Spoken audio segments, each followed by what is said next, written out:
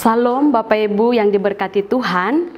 Hari ini kita akan kembali merenungkan satu bagian firman Tuhan yang akan menjadi peneguhan iman bagi kita di dalam memasuki hari-hari ke depan yang telah Tuhan sediakan bagi kita semua.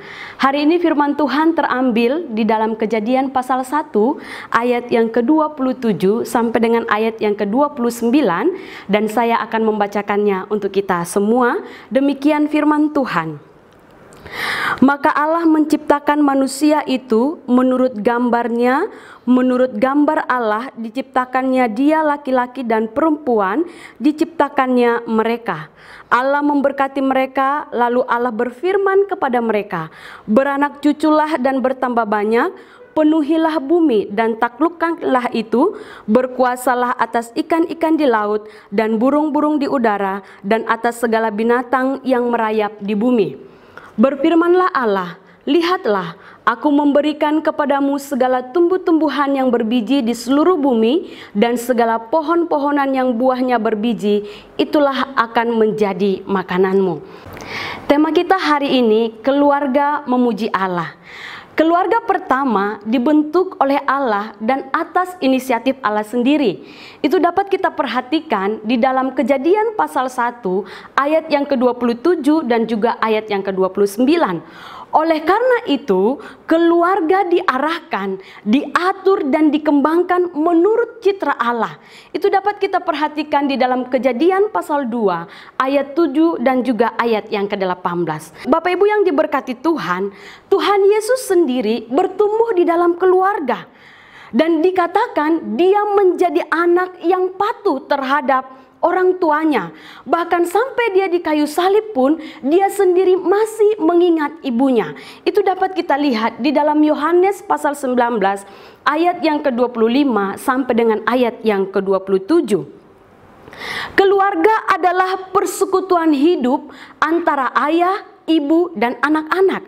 Sebagaimana Adam sebagai suami Hawa sekaligus ayah dari Kain dan Habel, dan juga sebaliknya Hawa sebagai istri sekaligus ibu dari Kain dan juga Habel. Dan inilah keluarga pertama di dunia yang Allah ciptakan. Nah, keluarga Kristen adalah persekutuan hidup antara ayah, ibu, dan anak-anak yang telah percaya dan menerima Yesus sebagai Tuhan dan Juru Selamat pribadi, serta meneladani hidup dan ajarannya di dalam kehidupan sehari-hari. Yang menjadi pertanyaannya bagi kita semua, apa alasan mengapa keluarga harus memuji Allah? Yang pertama, karena keluarga diciptakan oleh Allah sendiri. Itu dapat kita lihat di dalam Kejadian pasal 1 ayat 27 dan 28 dikatakan demikian. Maka Allah menciptakan manusia itu menurut gambarnya, menurut gambar Allah diciptakannya dia, laki-laki dan perempuan diciptakannya mereka. Allah memberkati mereka, lalu Allah berfirman kepada mereka, beranak cuculah dan bertambah banyak, penuhilah bumi dan taklukkanlah itu, berkuasalah atas ikan-ikan di laut dan burung-burung di udara dan atas segala binatang yang merayap di bumi. Ini jelas mengapa keluarga harus memuji Allah, karena keluarga itu diciptakan oleh Allah sendiri. Maka ketika Allah menciptakan keluarga, ada tujuan yang harus dicapai, yang harus dikerjakan oleh tiap-tiap anggota keluarga. Yang pertama, bahwa tiap-tiap anggota keluarga hidup untuk memuliakan Tuhan. Yang kedua, hidup untuk visi misinya Tuhan. Dan yang ketiga, hidup untuk menggenapi janjinya Tuhan. Oleh sebab itu, tiap-tiap anggota keluarga diinginkan oleh Allah untuk menjadi keluarga yang mengasihi Tuhan, untuk menjadi keluarga yang menyembah Allah, untuk menjadi keluarga yang memuji Tuhan.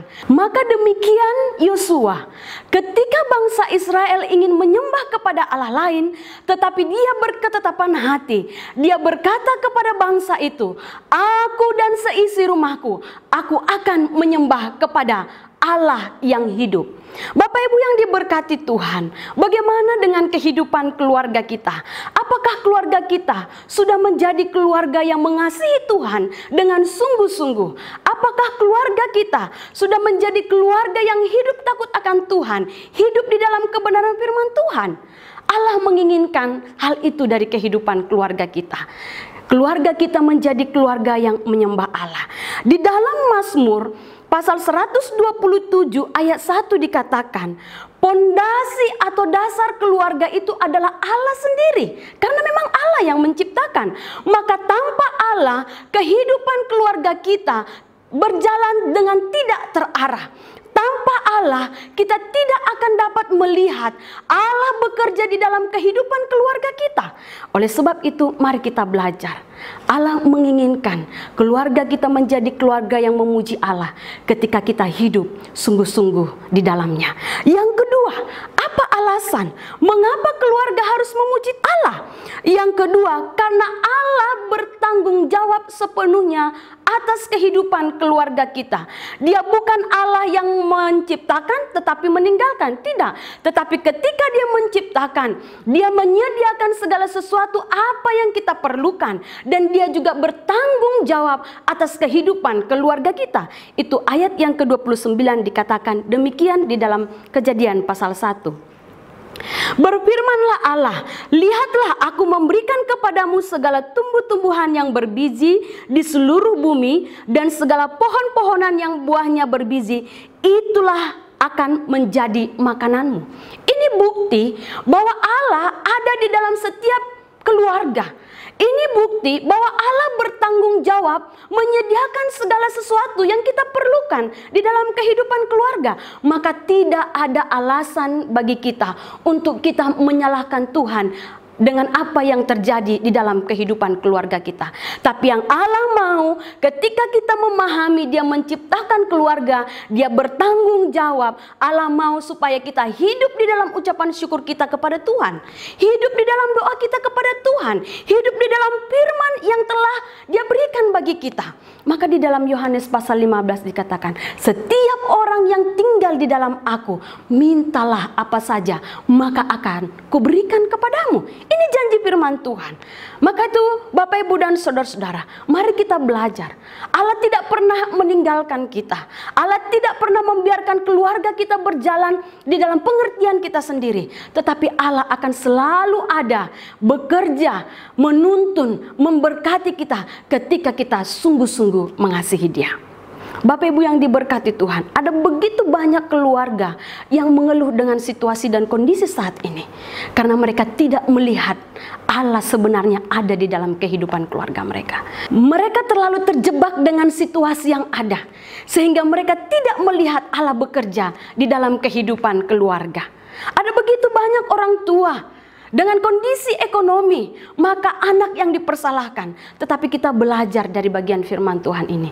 Ketika Allah menciptakan keluarga, Allah bertanggung jawab sepenuhnya. Oleh sebab itu ketika kita menyadari tanggung jawab Allah dalam kehidupan keluarga yang Tuhan ciptakan atas inisiatifnya sendiri, lihatlah bagaimana Allah bekerja di dalamnya.